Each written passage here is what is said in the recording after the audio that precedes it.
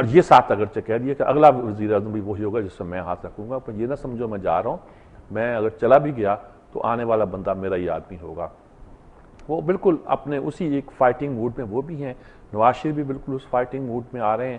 Election کا زمانہ، چھوٹے موٹے باتیں چلتی جا رہی ہیں، رحمان ملک بھی بول رہے ہیں، قاہرہ بھی بول رہے ہیں، ادھر سے بھی شروع ہو گئے ہیں، چودھری نثار شروع ہو گئے ہیں، کچھ اور لوگ بھی ابھی شروع ہوں گے باری باری جب اجازت ملے گی۔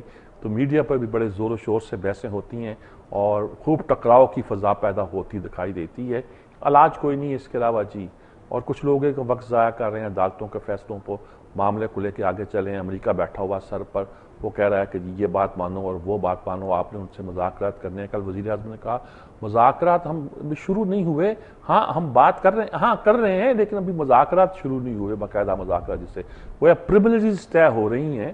اور اس سے چلیے وہ ٹریک 2 تو نہیں ہے، لیکن یہ سمجھیے کہ زیر سطح کوئی مذاکرات بات چیت گراؤنڈ ہموار کی جا رہی ہے، لیکن اصل مذاکرات نہیں ہوئے۔ اصل تشویش کی بات یہ ہے، دو چیزیں تشویش کی ہیں، ایک بجٹ آنے والا ہے، اکانومی پہ ہمارے بہت سے اثرات پڑنے والے ہیں، اور بہت سے پیسے جو آنا جانے والی بات ہوتی ہے اس میں بہت سے پرابلم، اور دوسرا مسئلہ یہ ہے کہ امریکہ سے ہمارے مذاکرات ہو رہے ہیں۔ جناب کیا نہیں بول رہے ہیں جی، لوگ کہتے تھے کہ انہوں نے کہا ہم اس ملک میں مستحکم جمہوریت چاہتے ہیں، اور یہی ہماری خواہش ہے، ایسا نظام چاہتے ہیں جس میں سب کے لیے فائدہ ہو، سب کے لیے انصاف ہو۔ اصولی بات انہوں نے کی ہے، کوئی اس طرح کی بات نہیں، لیکن یہ کہنے کی کہ فوج نے بہت کچھ کیا ہے، لیکن بہت قربانیاں دی ہیں، لیکن اس کے باوجود بھی ہمیں بدنام کیا جاتا ہے، ہر بات میں بدنام کیا جاتا ہے۔ گویا انہوں نے کل ایک تھوڑی سی اشارہ کیا ہے کہ ہم بالکل سوئے ہوئے نہیں ہیں، ہم جاگ رہے ہیں اور دیکھ رہے ہیں، اور ایسا ہی نظام چاہتے ہیں جس میں سب کے لیے انصاف ملے۔ لیکن یہ اب تاثر کہ فوج کوئی کچھ کرے گی، نہ ان کی باتوں سے لگا، نہ ایسا لگنا چاہیے تھا، اور نہ ایسا لگنا مقصود ہے۔ اب ساری جو شکل نظر آ رہی ہے وہ ایک تصادم کی سے بھی ہے۔ اب ایک بات میں لکھ چکا ہوں، بلکہ کہہ بھی چکا ہوں، کہ ایک مسئلہ یہ درپیش ہے کہ یہ اگر ایک مہینہ اسپیکر اس مسئلے کو ہولڈ کرتی ہے اور پھر جاتا ہے وہ الیکشن کمیشن کے پاس، اور الیکشن کمیشن جو ہے وہ فیصلہ دے دیتا ہے، ابھی تو سرونگ جج ہے، تو اب جلدی سے چیف الیکشن کمشنر میں نے کہا تھا کہ مقرر کرنے کی کوشش کی جائے گی۔ اب بن نہیں رہی اس وقت نواز شریف پر، لیڈر آف دی اپوزیشن سے کنسنسس کرنا ہے، وہ کہتے ہیں اس سے بات چیت۔ اب انہوں نے 3 نام بھیج دیے ہیں، اور نام وہ بھیجے ہیں جو مجھے نہیں لگتا کہ سید چودھری نثار کو ایکسیپٹیبل بھی نہیں ہے۔ ایک تو منیر شیخ کا ہے جو پنجاب کے جج تھے، شاید اس وقت مقرر ہوئے تھے جب سجاد علی شاہ کا اصرار تھا کہ جج لیے جائیں، اور ان کے کہنے پہ جج لیے گئے تھے۔ یعنی گویا نواز شریف شاید نہیں اپوائنٹ کر رہے تھے تو ان کے کہنے پر انہوں نے اپوائنٹ کر دیے تھے۔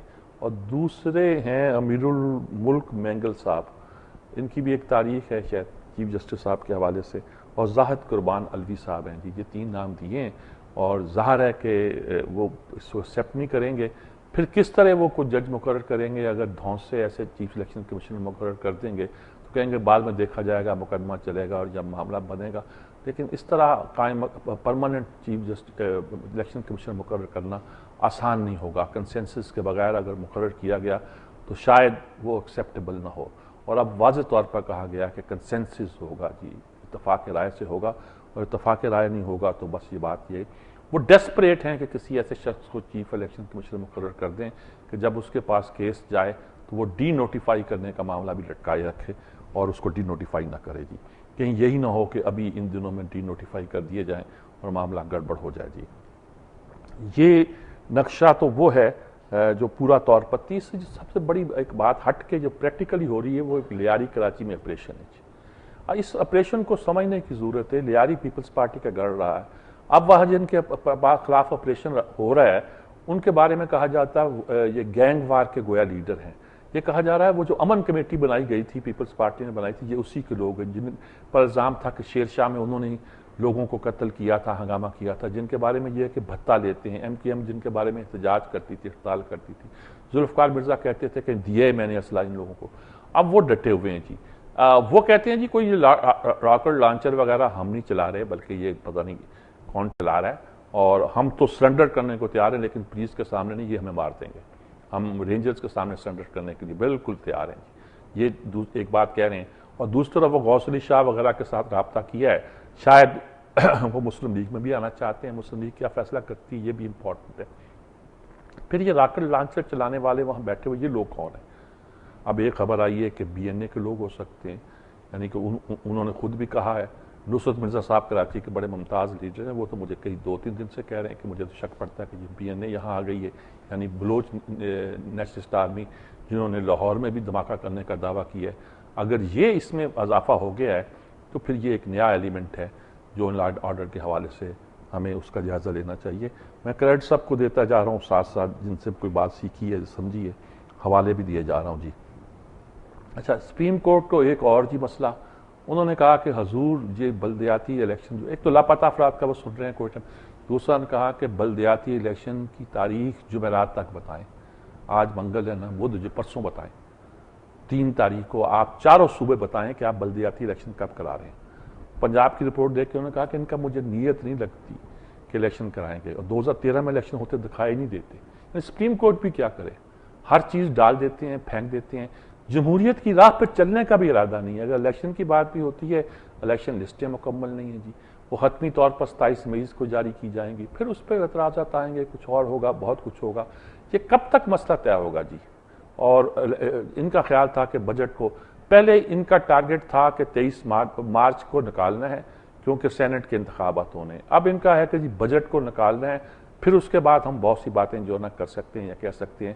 پھر الیکشن جب بھی اناؤنس کریں گے لمبا بھی ڈال سکتے ہیں تو ان کے لیے مشکل. لیکن صوبائی الیکشن اگر اسی وقت بلدیاتی الیکشن اگر کرا لیے جائیں اور 2-4 مہینے کے بعد قومی الیکشن ہونے ہوں تو ایک عجیب کرائسس پیدا ہو جاتا ہے جس کا کوئی حل نہیں تھا. یہ وقت پہ ہونے چاہیے تھا، وقت پہ نہیں ہوئے. اب سپریم کورٹ کا اصولی طور پر قانونی طور پر اصرار ہے کہ اس کو کرا لیا جائے. لیکن اگر یہ کرا لیے جاتے ہیں اور اس کے بعد قومی الیکشن جو ہیں، صوبائی الیکشن جو ہیں، ان کا مرحلہ آ جاتا ہے یا جنرل الیکشن کا مرحلہ آ جاتا ہے تو وہ اتنے فوری طور پر کیا پارٹیاں اس بات پہ تیار ہوں گی کہ سارے الیکشن کرائے جائیں؟ یعنی جو اب منتخب ہوں گے ان کو آنے والی حکومتیں ایز اٹ از ایکسیپٹ کریں گی جیسے انہیں کرنا چاہیے، اور اس کی فنکشننگ میں رکاوٹ پیدا تو نہیں کریں گی. یہاں پرابلم کیا ہوا تھا؟ پرابلم یہی ہوا تھا کہ جو منتخب بلدیاتی نمائندے تھے وہ آنے والی صوبائی حکومتوں کو قبول نہیں ہوئے، انہیں ایکسیپٹ نہیں تھے، اور یہ ان میں ہمت نہیں، جب ان کے دن ختم ہو گئے تو نئے الیکشن کرا کے اپنی مرضی کے لوگ لے آئیں، وہ بھی نہیں لا سکے. تو یہی وجہ ہے کہ جو ہمارے جمہوری سسٹم میں رکاوٹ ہے وہ فوج ہی صرف نہیں ڈالتی، ہماری جمہوری الیکٹڈ حکومتیں بھی ڈالتی ہیں. یہ انہی کا کیا دھرا ہے کہ ابھی بلدیاتی الیکشن نہیں ہو رہے، اور یہ انہی کا کیا دھرا ہے کہ ہم تماشا دیکھ رہے ہیں کہ آنے والے دنوں میں کیا ہوگا. اگر وہ لوگ ایک ہمارے ہاں موجود ہوتے تو بہت سا عوامی سطح پر کام جو ہے ان کے ذریعے سے ہوتا دکھائی دیتا اور ہو جاتا جی. ایک اور کام ہے جی، خبر تھی کہ پٹرول کی قیمتیں کم کرنے کی سمری بھیجی ہے اوگرا نے. انہوں نے کہا نہیں کم نہیں کرو، آدمی منڈی میں نہ کم ہوگی، کچھ اور لیوی لگا دو، کچھ ٹیکس ویکس کا. بجٹ میں بہت سارے معاملے ہیں، کوئی 87 پیسے پٹرول کی بڑھا دو، کوئی 1 روپے 13 پیسے ڈیزل کی بڑھا دو، کوئی 1 روپے 87 پیسے مٹی کے تیل کی بڑھا دو. یہ ٹیکس کی مد میں آئے گا، ٹیکس نہیں لیوی کہتے ہیں اسے. یہ نخرے ہیں جی، نام کچھ بھی ہو، بوجھ تو عوام پہ پڑتا ہے. تو اس پہ لگا دی جائے گی اور اس کے نتیجے کے طور پر پٹرول مزید مہنگا ہو جائے گا، اور بجلی کو بھی 12% مہنگا کرنے کا فیصلہ کیا گیا جی. یہ سہولتیں جی جو ہمیں دی جا رہی ہیں، مسلسل بجلی مہنگی ہوئی جا رہی ہے، لوڈ شیڈنگ ختم نہیں ہو رہی، سرکولر ڈیٹ کا مسئلہ طے نہیں ہو رہا. اچھا، آپ نادہندگان کی سزا ان کو کیوں دے رہے ہیں جو بل ادا کرتے ہیں جی؟ یعنی کہ اگر آپ بجلی بیچتے ہیں اور آپ پیسے وصول نہیں کر سکتے، اگر حکومت وصول نہیں کر سکتی تو کون کرے گی اور کیسے کرے گی جی؟ حکومتی کے اداروں نے دینے ہیں پیسے جی. بڑے بڑے لوگوں کے ساتھ تو لین دین ہو چکا ہوتا ہے، اس میں کوئی مسئلہ پیدا نہیں ہوتا، لیکن اصل مسئلہ تو اسی میں پیدا ہوتا ہے جی. بس یہ ساری خبریں جی آج کی اسی کے ساتھ لیتے ہیں وقفہ، وقفے کے بعد حاضر ہوتے ہیں.